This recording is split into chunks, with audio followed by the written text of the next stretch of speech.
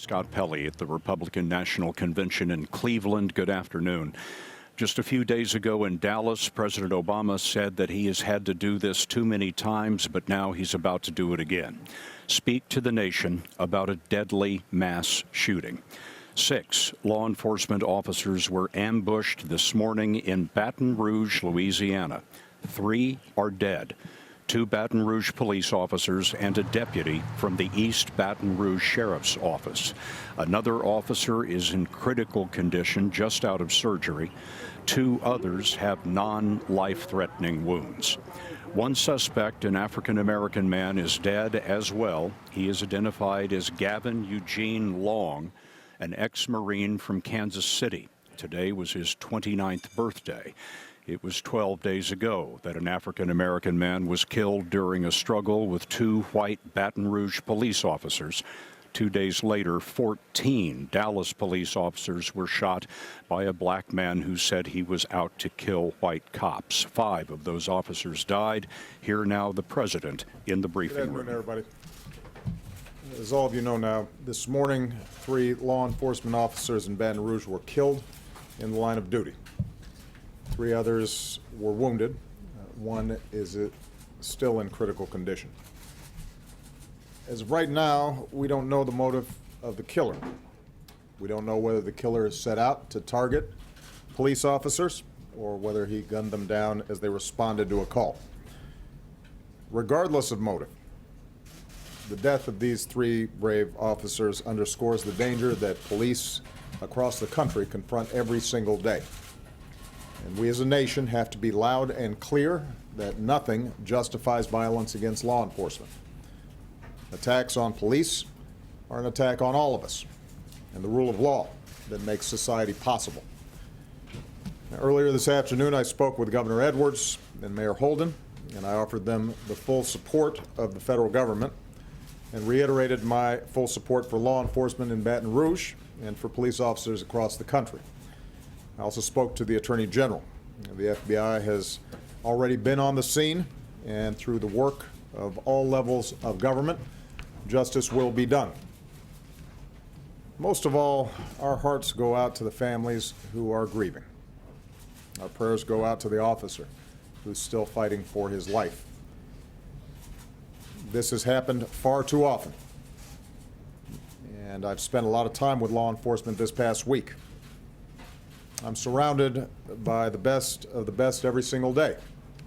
And I know whenever this happens, wherever this happens, you feel it. Your families feel it. But what I want you to know today is the respect and the gratitude of the American people for everything that you do for us. And 5 days ago, I traveled to Dallas for the memorial service of the officers who were slain there. I said that killer would not be the last person who tries to make us turn on each other, nor will today's killer. It remains up to us to make sure that they fail. That decision is all of ours. The decision to make sure that our best selves are reflected across America, not our worst, that's up to us. We have our divisions, and they are not new.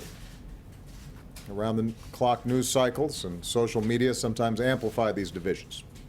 And I know we're about to enter a couple of weeks of conventions where our political rhetoric tends to be more overheated than usual. And that is why it is so important that everyone, regardless of race or political party or profession, regardless of what organizations you are a part of, everyone right now focus on words and actions that can unite this country rather than divide it further. We don't need inflammatory rhetoric. We don't need careless accusations thrown around to score political points or to advance an agenda.